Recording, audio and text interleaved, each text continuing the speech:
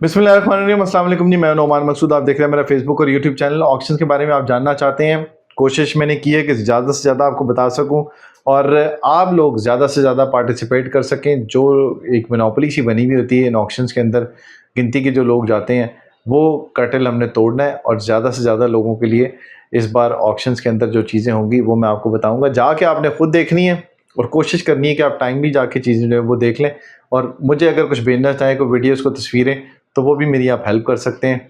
तो कोशिश मैं क्या करूँगा कि 1-2 दिन पहले ही आप चले जाएँ और इन चीज़ों का बकौर जो है वो जायज़ा ले सकें। इसमें यह है कि आज जो अभी जो मैं आपको बता रहा हूँ, ये 25 तारीख को जो ऑक्शन होने जा रहा है, इसमें भी 1 दिन बाकी है।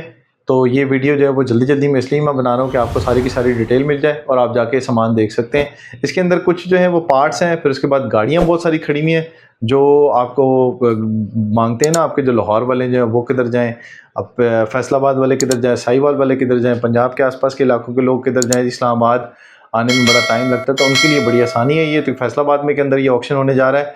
इसमें कुछ पार्ट्स भी हैं, कुछ फ़िल्टर्स भी हैं, ऑटो स्पेयर पार्ट्स हैं, वो नज़र आएँगे आपको, सामान काफ़ी सारा है।